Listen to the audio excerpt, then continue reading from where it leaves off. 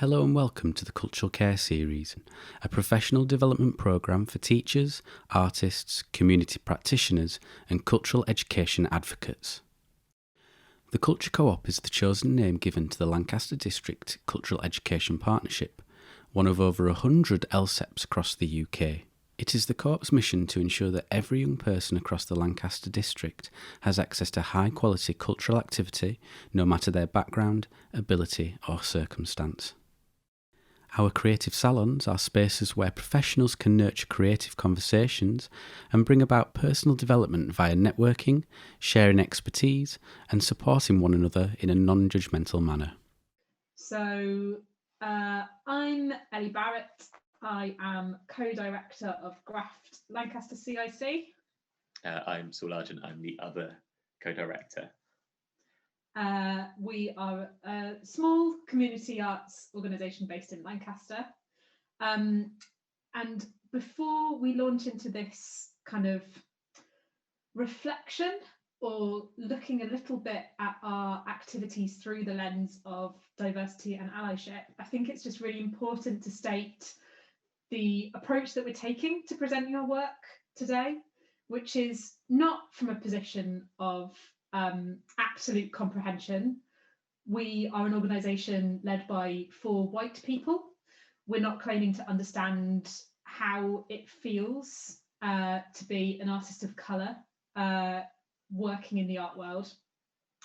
Instead, we're going to try and present what we have been doing as very much a learning curve, a drive to make sure our programme and our activities are diverse. So definitely not from a position of authority talking about these things, from a position of kind of a desire to continue learning and understanding. Okay, so as Eddie said, we are GRAFT. We set up in 2017 when we were still living in London, but knew that we were in the process of moving up to Lancaster, and we decided to set something up based on Ellie's background, which is as a visual artist and also having worked with sort of grassroots arts organisations, and my background, which isn't anything to do with visual arts at all, but is to do with education. I was a teacher, and also to do with just working in the arts and running creative learning programmes. So I was actually doing quite a lot to do with children's literature at that time, but was really interested in how a grassroots visual arts organisation might be able to develop a really interesting, engaging creative learning programme alongside supporting early career artists. So that was the premise behind our organisation. We created it, we tried out some stuff, we brought it up to Lancaster, we tried out more stuff, and we've been working on a kind of pop-up basis since then. We don't have a space, we're completely sightless, so we work with empty shops in town, with cultural organisations like museums, the library. We work outside, we work wherever we can, basically doing different kinds of exhibitions and events, working with artists. And we should say as well, when we're saying 4 people, there's us 2 as directors, and we've got 2 trustees who support our organisation. So we're talking today particularly about allyship and diversity within our programme. And I think we wanted to start by saying that this was something that was important to us from the start. I think from both of our backgrounds working in the arts in different ways, we were aware that firstly, there is a real lack of diversity in the art world. You go to lots and lots of exhibitions all over the country where the artists you're seeing are mostly white people. You very rarely see art by people. There's other kinds of diversity as well, so you very rarely see art by people with disabilities. You don't often see art by working class artists. There's all kinds of issues with diversity, but race is one of those things that's particularly predominant. And we were conscious that we wanted to be an organisation right from the start that was addressing that, and that we were presenting as diverse a programme as we could. What I'd say is that we didn't fully understand that at the time, that we still don't really, but we've learned a lot more in the last few years from doing this.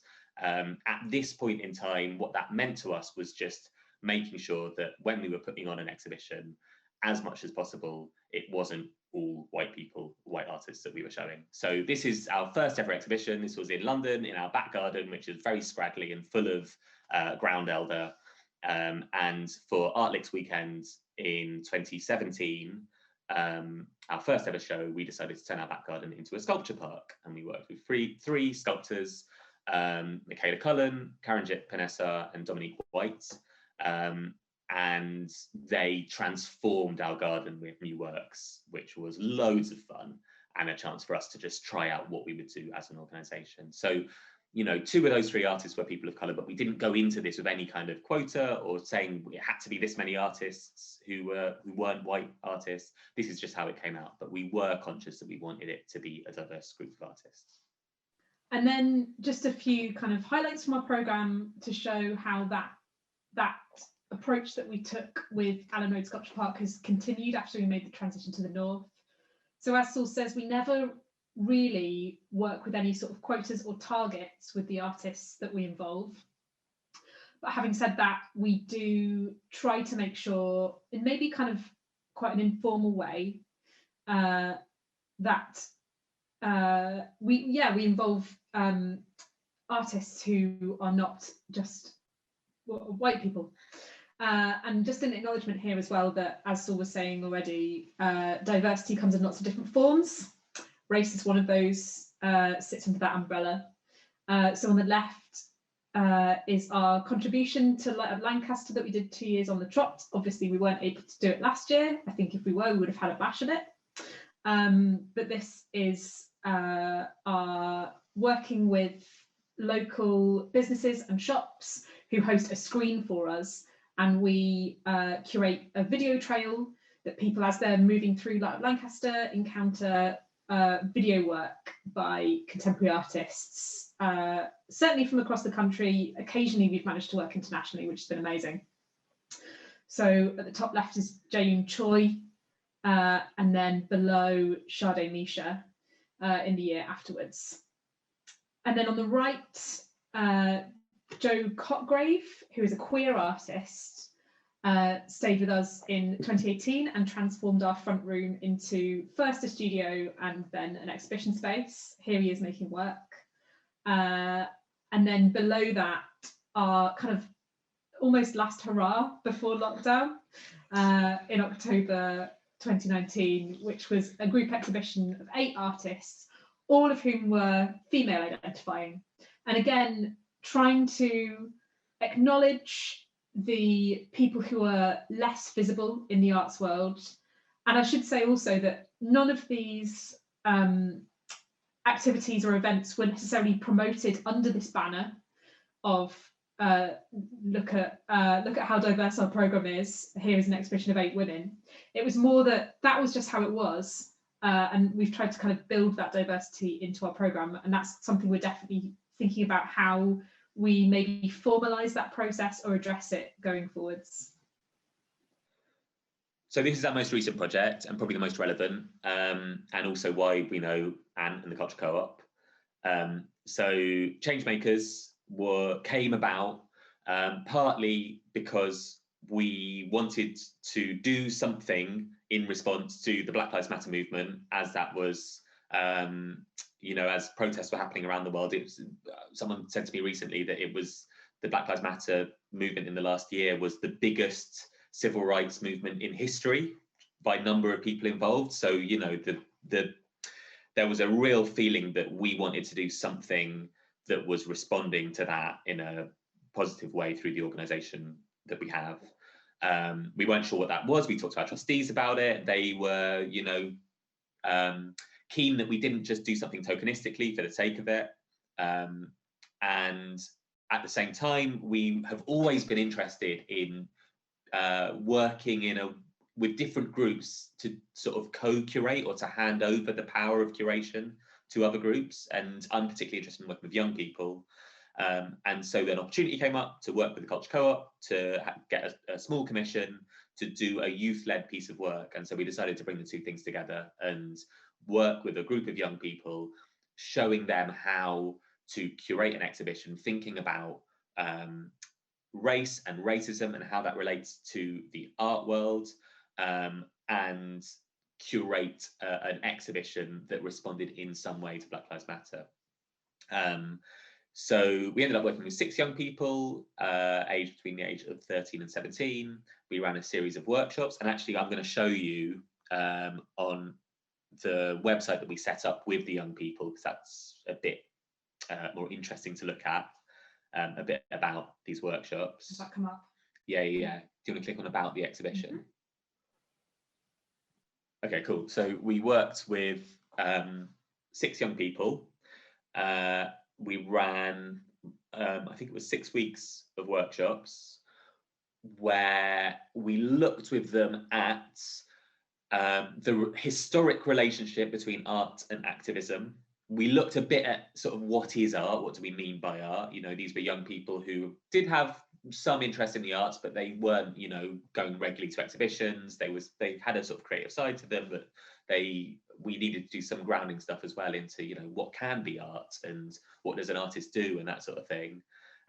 Really important, they brought themselves into this as well. So these are at the bottom of the screen are some nice self-portraits that they did of themselves and the things that define them. So we did creative activities like that.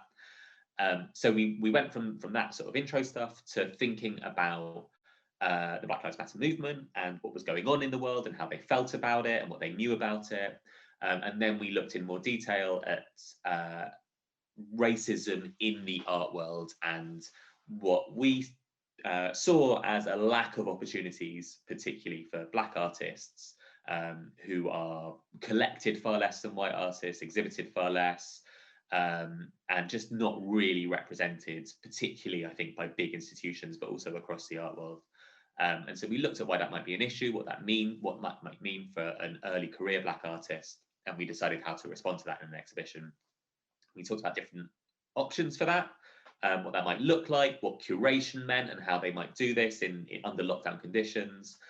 And the group decided that it was really important that the works were seen physically, that they weren't just online. So we didn't just have a digital space, although we did end up creating this digital space alongside the exhibition that we did. That it related in some way to Lancaster's history, in particular the sort of historic links to the slave trades, and that it was something that people could get enjoyment from, interest from, you know, that sparked ideas as they were going on their everyday walks throughout lockdown. So we ended up working with 3 artists, Habib Hajali, Sumia Keda and Herfa Thompson, and we put their work onto large waterproof banners that were hung outside 3 different historic locations in Lancaster. So the Maritime Museum, the City Museum, and Cornerstones, which is on Dalton Square, where the town hall is. And, you know, all of these things were decided by the young people, how the work should be printed, which works to choose, which artists to choose. They met the artists and got to talk to them. They decided where they'd be shown, how long it would be shown for. And they all reported back, you know, how meaningful that was to them to be to have done that as their exhibition, as their response to Black Lives Matter. And, you know, if you've got time to explore the website, there's lots of quotes from the young people who were involved. Yeah, so that is a big piece of work that we did that was thinking about what we could do as an organisation that was responding to this global movement and was also part of the conversation about a lack of representation in the art world. So, moving on to the next thing. Sorry, Ellie's having to do the slides and talk about the next bit. I'm doing tech and thinking about what I need to say next. Yeah. So, yeah, just to round off this kind of overview of our activity in the context of allyship, to bring it to some kind of conclusion, just thinking about why it's important, why is it so important to make sure our programme is diverse in all the different ways the programme can be diverse. As we said at the beginning, we are an organisation led by white people in a predominantly white city, which means that we have this opportunity. One of our aims as an organisation is to meaningfully connect non-traditional art audiences, people who may not normally visit art galleries, with contemporary art, which means that we have an opportunity here to make sure that the contemporary art we're presenting is as diverse, exciting as possible, and part of that is make sure that our programme is representing art made by a variety of different people.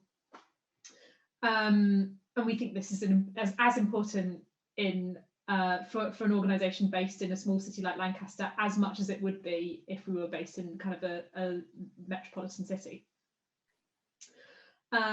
We recognise a lack of diversity across the art world. Again, as Saul said, that's from our experiences of working. Certainly, I'm, as an artist, I'm used to being asked to be in shows, mostly alongside people who look like myself. So a kind of a drive to address this head on with what we do, make sure we're not also just operating in our own networks.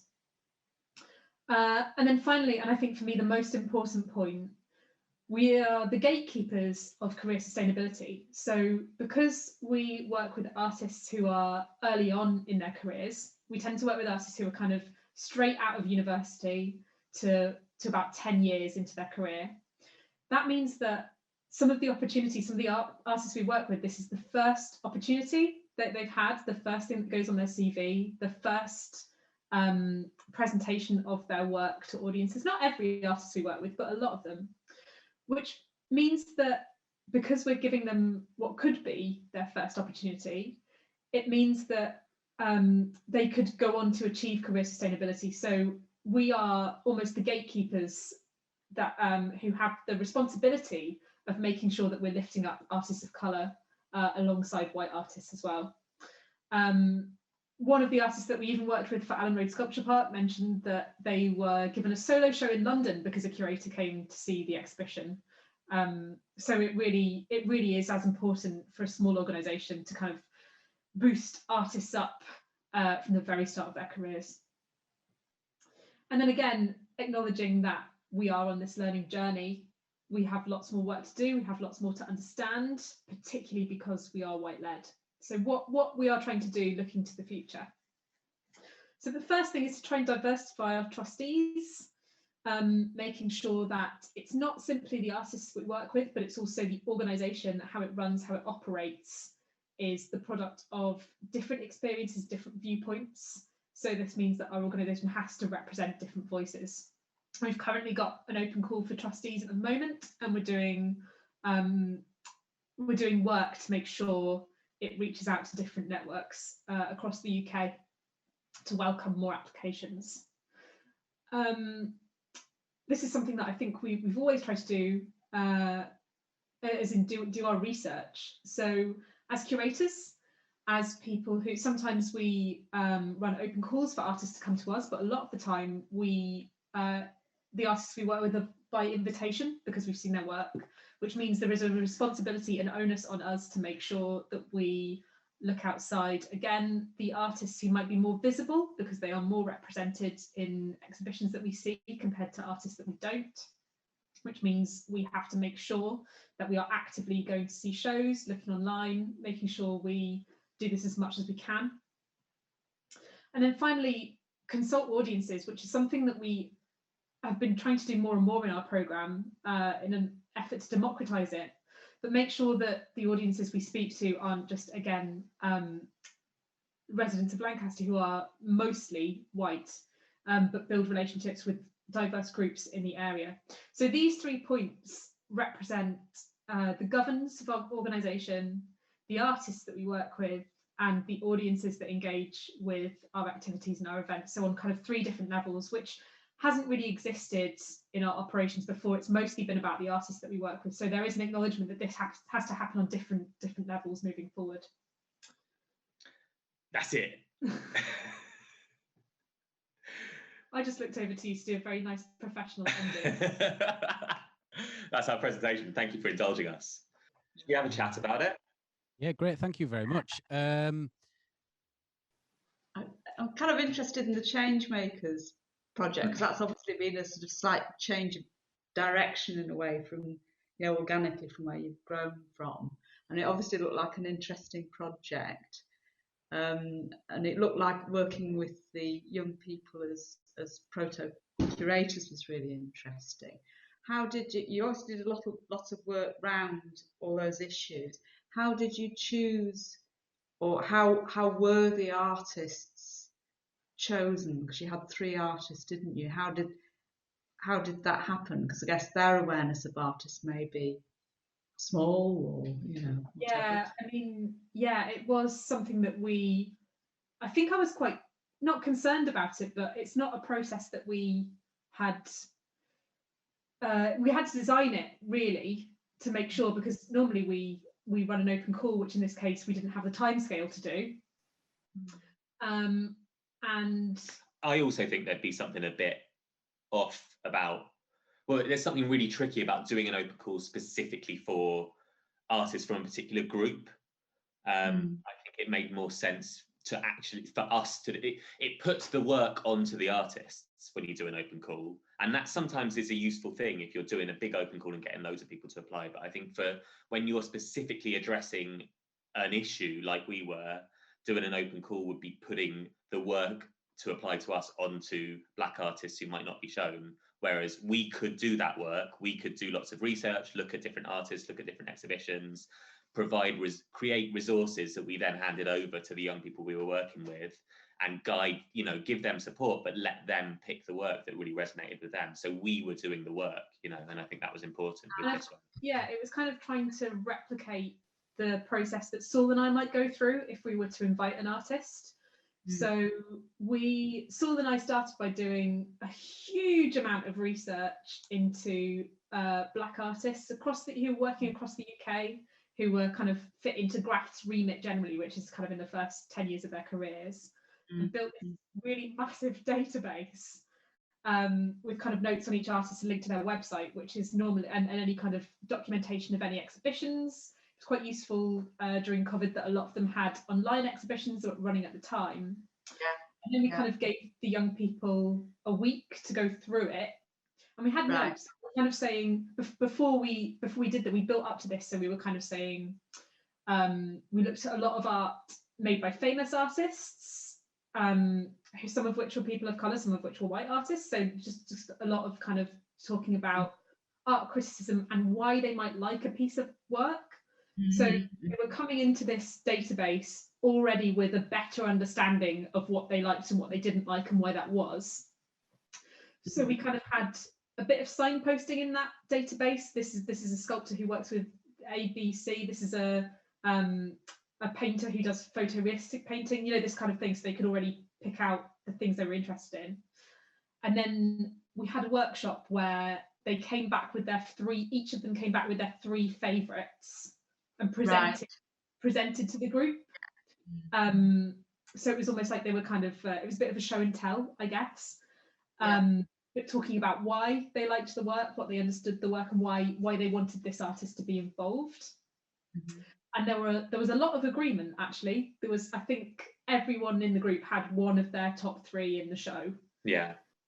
So we had a bit of a shortlist from that then as a group we thought about which artists would work well together, and who, where there was agreement, where some people really didn't like the work and that kind of thing. And I guess we were quite lucky that they all came with really passionate ideas, but they were also willing to listen to each other as a group, and ended up being happy with the 3 choices. And also we were really lucky that the 3 top choices all said yes when we went and asked them, because they might have turned around and said, oh no thank you, that doesn't sound like our cup of tea.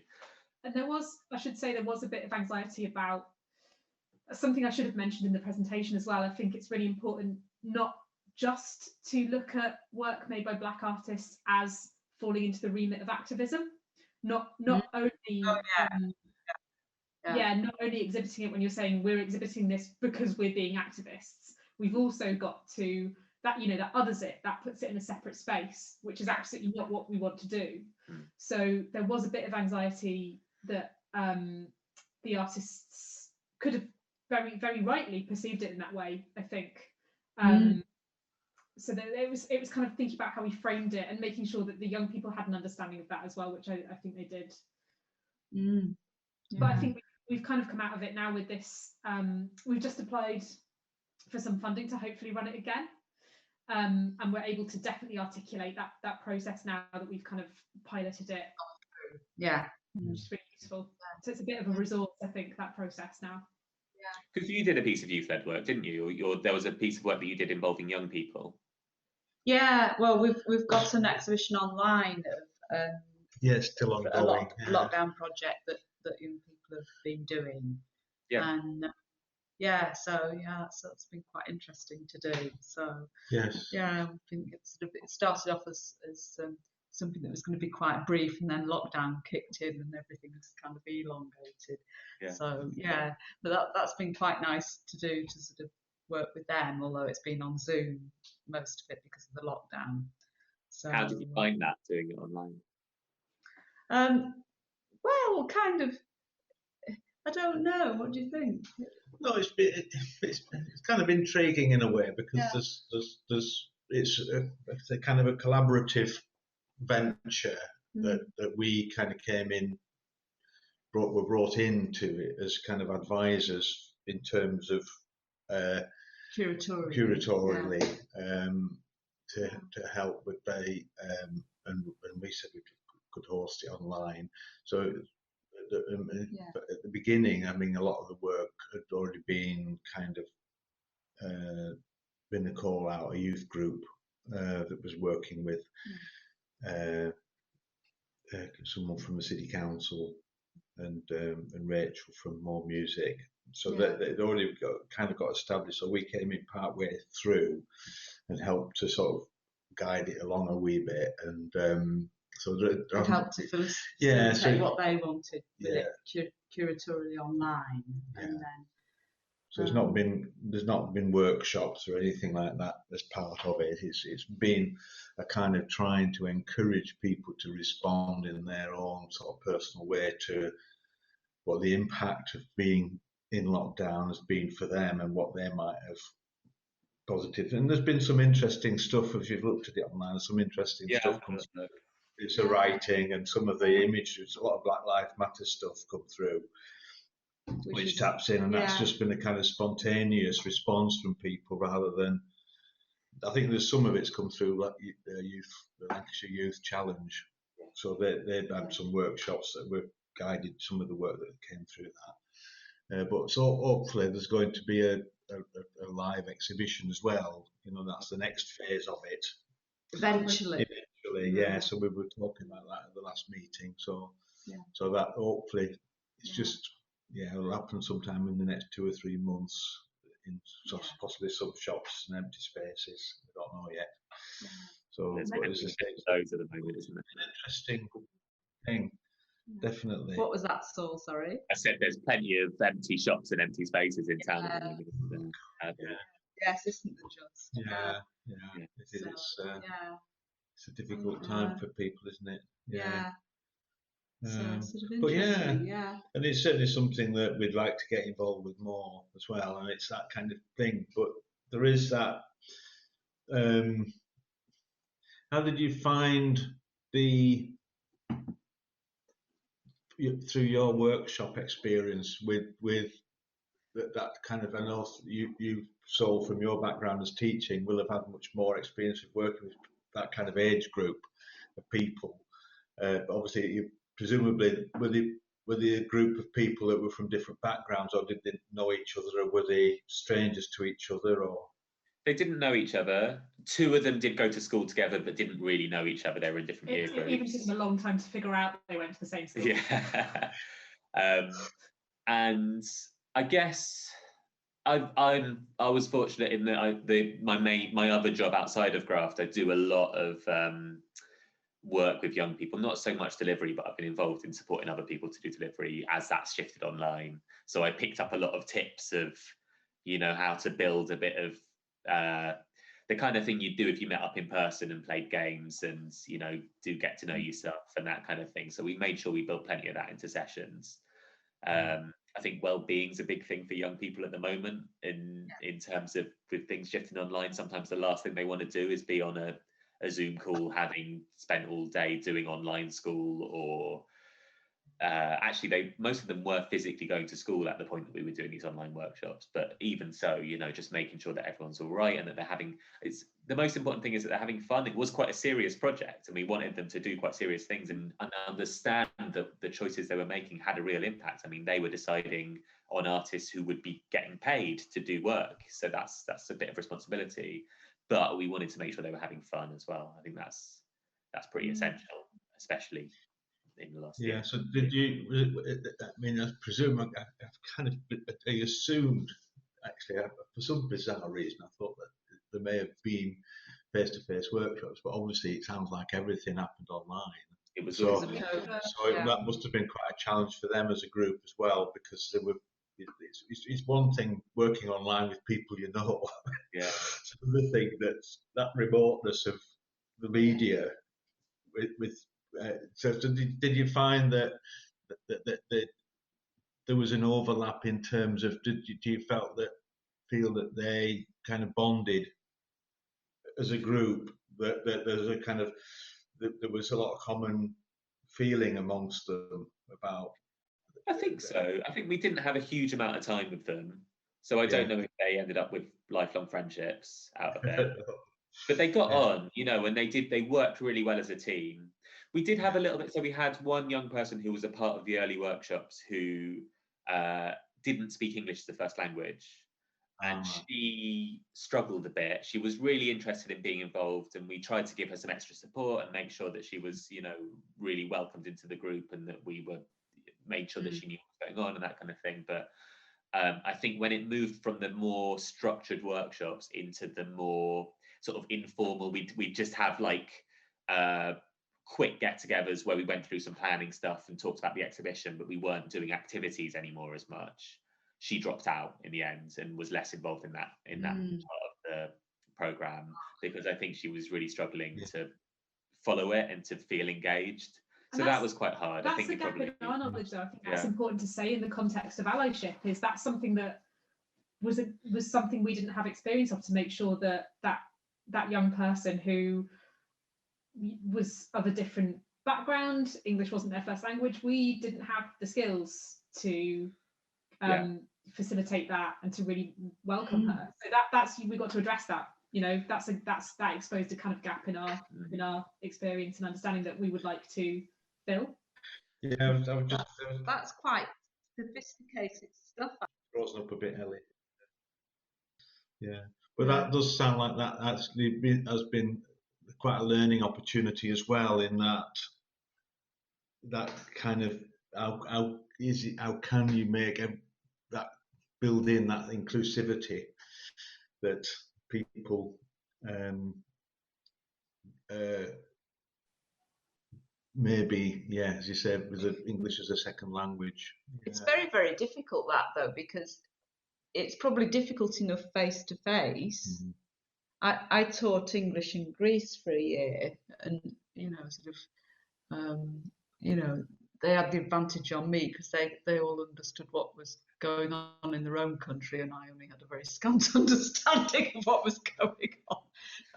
But you were aware of how difficult language barriers were, and that was in a face-to-face situation where I was an adult.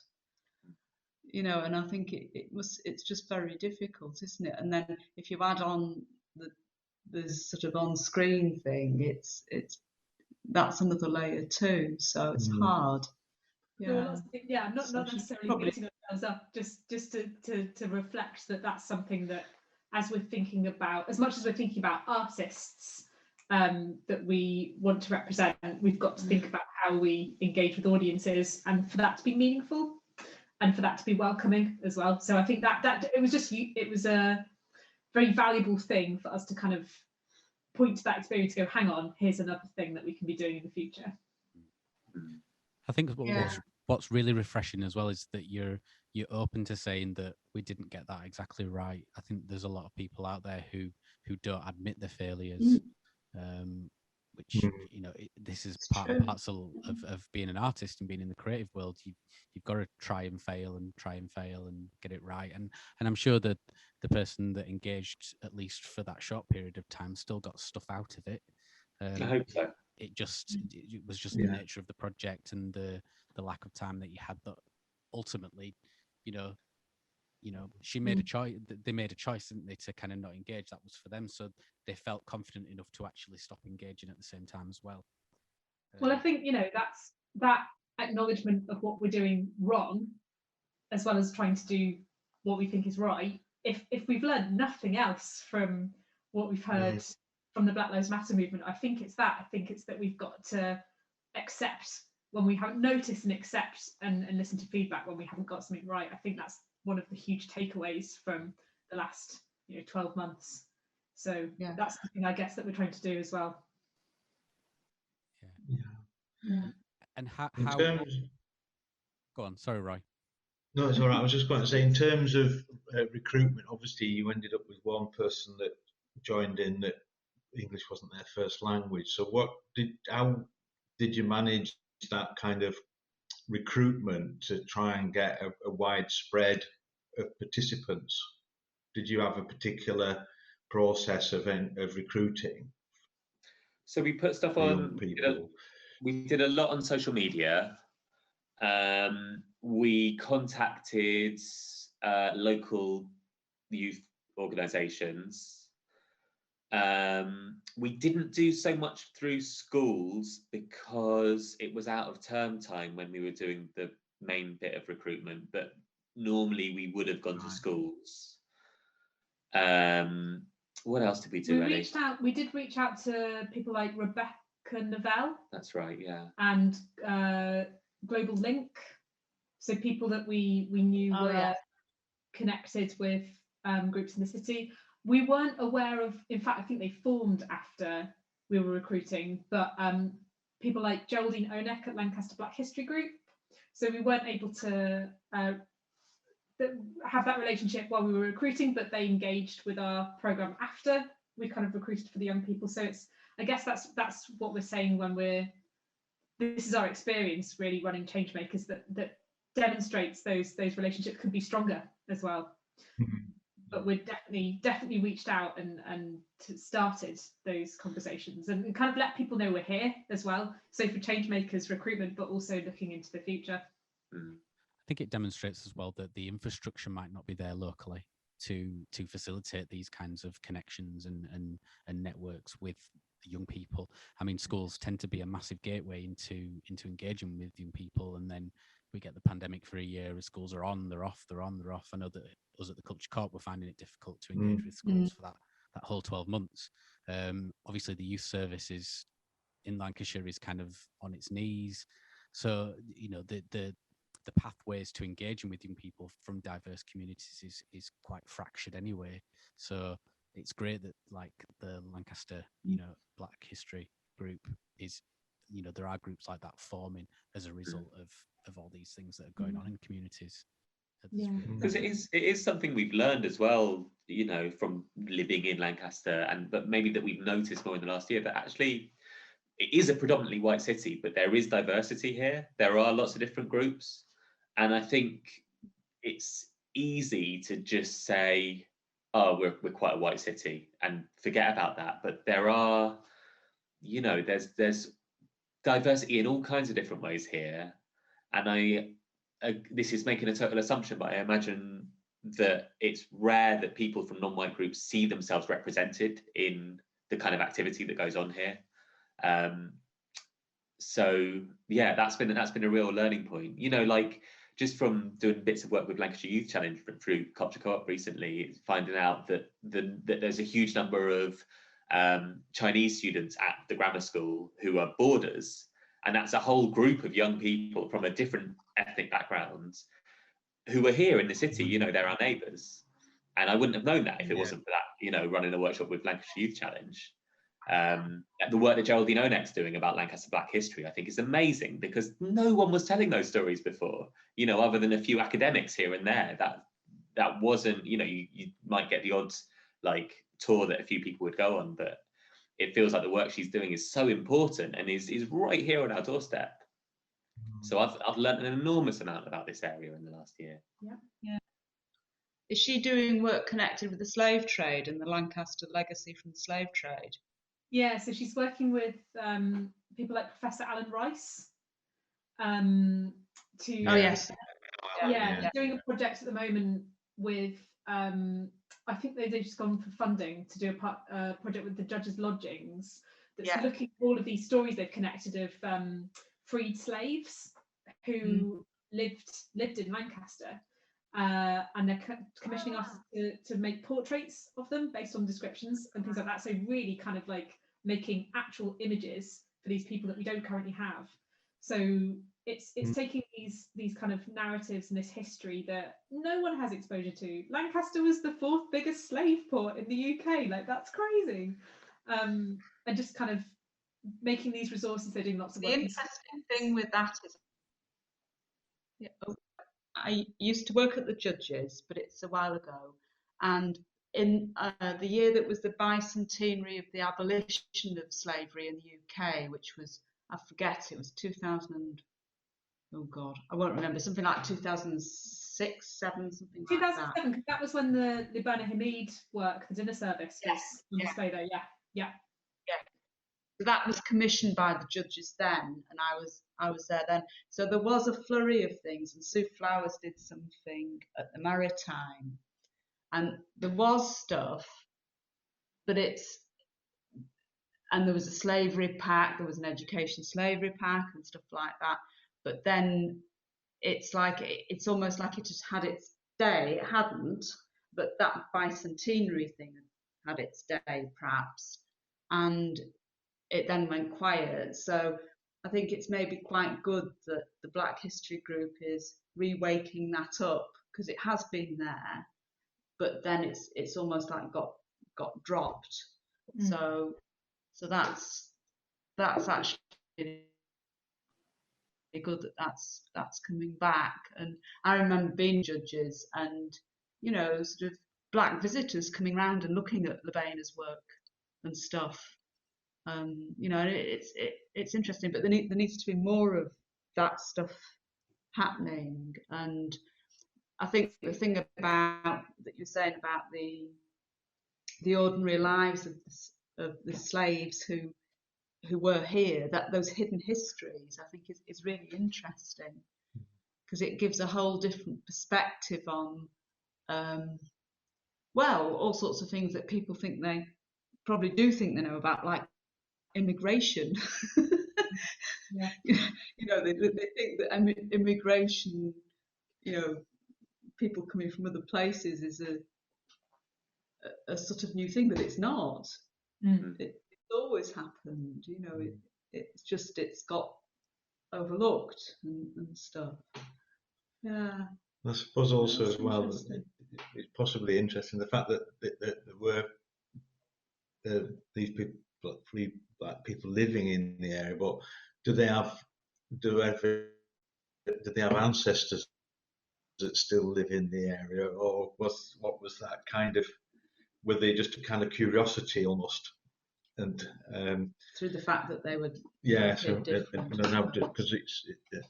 because I don't imagine that there are families or dynasties of their offspring local. I don't know how that works really. Whether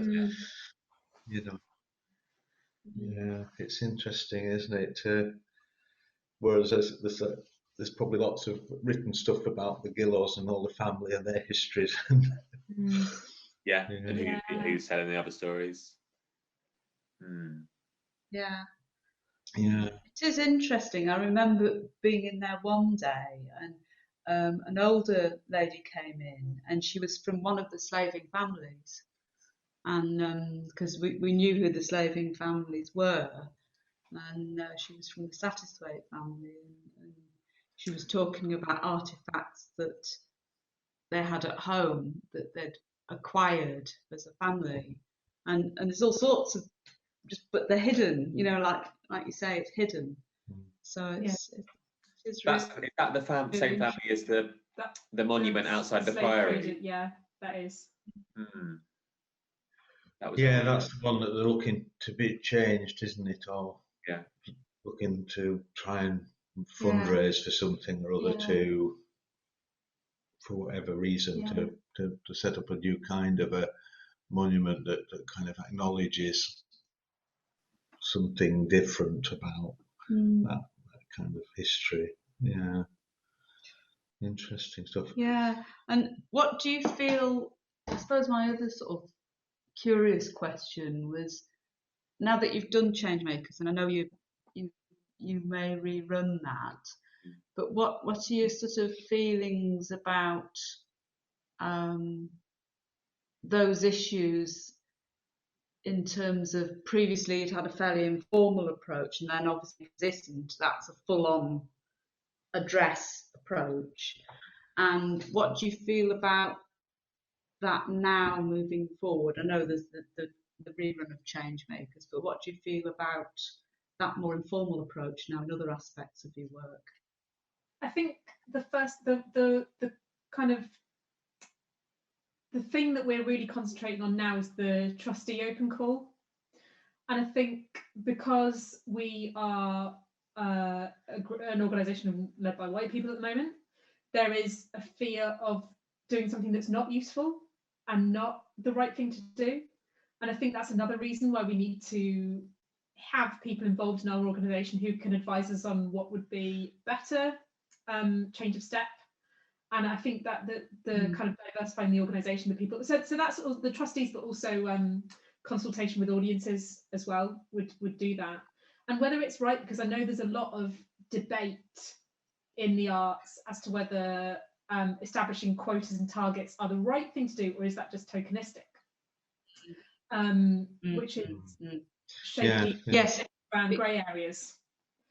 So, but I think definitely there is a need for us to not just operate on an informal basis in terms of diversity anymore, but a way of measuring that we are taking steps concretely, but to make sure that that's done in the right way and avoids tokenism is really important as well. So it's something that we're thinking about.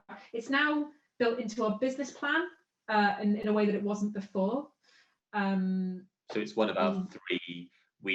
We've changed our organisational aims so that one of our three aims was about making sure that our programme is always diverse. So it's not just a sort of underlying thing, it's a stated thing that we have to do because it's there in our, main organisational aims in our business plan. So we've got because we did, we've done plenty of shows that don't have any representation at all, that we've done that too. And I think we want to make sure that moving forward, we, as much as possible, make sure that we're always thinking about it. We're never programming with that sort of forgotten about. It's always there in our minds. Yeah. Brilliant. It's 8 o'clock. Yeah. 2 minutes past 8 Yeah. o'clock. So did anybody else have any other questions before we kind of wrap up? I had a suggestion for a resource that I've found really useful, or an organisation that is worth looking up who have lots of resources, which is InCarts. So they've been. Have you come across them before? No, I don't think so. So they were. I only came across them first. They do loads of great work, and people I work with knew about them, and I didn't really. But they were really. I became aware of them when a lot of conversation was happening around moving away from using terms like BAME, and they wrote a really useful document with suggestions of language that was more appropriate to use when talking about people of colour or artists of colour. And since then, they've also put together a resource which is like 100 suggestions of actions that organisations can take to address issues around diversity and inclusion and allyship and all those kinds of things, which I've not had time to engage with properly. They've only released it quite recently, but it's almost certainly worth a look as something to do. And they've just got loads of stuff on their internet and links to other useful organisations and that kind of thing. Do you have a link to their website that you could put in the chat? I'll drop it in the chat. Yeah, and thank you. It's interesting. It's thought-provoking discussion, isn't it? Because I mean, we've shown quite a lot of.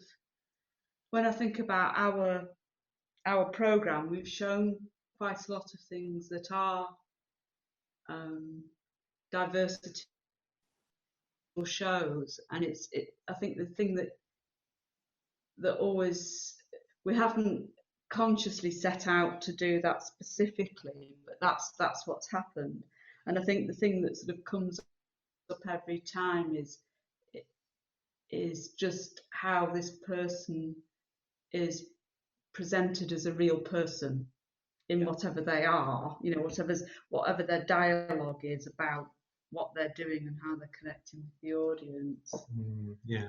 And it presents really interesting issues, perhaps when you move away from representing just one person, if you're representing things in a more conscious way, that dilemma about is this tokenism or is this real is really important, isn't it? It's important to try and get that right. And you know, we are in more or less a fairly privileged group, so you know, it's not automatic that we might get it right. You know, we might do, we might not.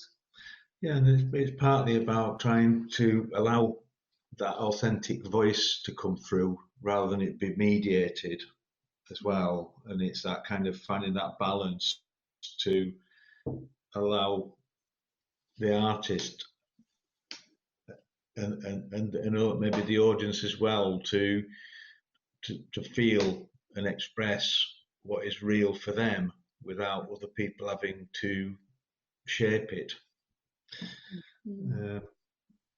as well. You know, that's part of the challenge, isn't it?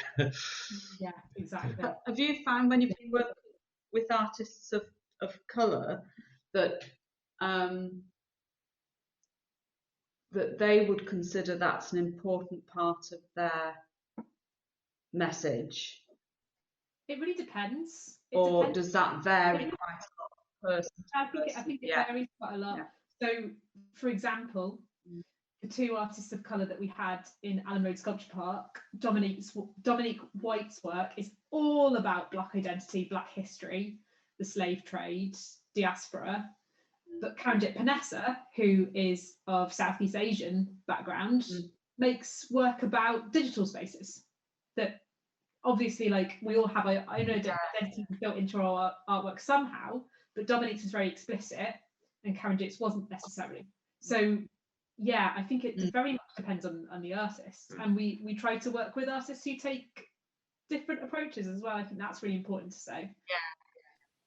Yeah, it is, isn't it? I think that's really important because it's what do they want? What's their agenda? Is that what they're looking at, or is it some other aspect of them, and they happen, you know, are they referencing their heritage and things like that, or are their areas of interest, their lines of inquiry, something quite different? Yeah, I know we have big discussions with not on issues of race but on issues of disability with one of the artists we had who is autistic, about how that was represented in the show and how she wanted people to perceive her, and you know, and how she wanted people to perceive her in an artist talk as well. And you know, sort of that was quite a subtle thing to have the balance of that right, so that people understood where she was coming from but didn't just label the work as that's by an artist who's autistic, that's an autistic person's work, that they saw her as an individual first, understood the issues that were in the work, but saw her as a real individual person who happened to be somebody with autism, who had something to say, and some of that was about autism. A lot of teasing out, really, isn't it? Yeah. I guess that's the main thing, isn't it? It's listening because we are not the people who have those experiences, so we don't know what it feels like to move through the world in that way, and listening to and not generalizing as well, exactly like you're saying, listening to every different artist and their intentions with the work, and being supportive of that. Yeah. Well, that's right. Yeah, because you just because you're female doesn't mean you're a feminist artist. It's when you're about feminism. It's you know, this is the challenge, isn't it, as well? And after you get round some of those preconceptions as well, and to get to that real dialogue. Interesting. All part of the curator job, isn't it? Yeah. You know, and that listening, I think, is really important. It is, yeah. Isn't it? Yeah, it is. Yeah. Absolutely. Oh, we won't keep you any longer. We've gone over But time. Thank you for We'll see you both for a cup of tea next week. Yes, I know. For real. Yeah, that'll be nice. Exciting. Yeah. Yeah, brilliant. Yeah, it's like having a private salon, isn't it, actually? So, yeah. Oh, thank Yeah, you, Anne, yeah, for thank you. Yeah. for organising these. And Yeah. Thanks, Dan, for And having us. Yeah, thank you for speaking. Thank you, Kath and Roy, for coming to it as well.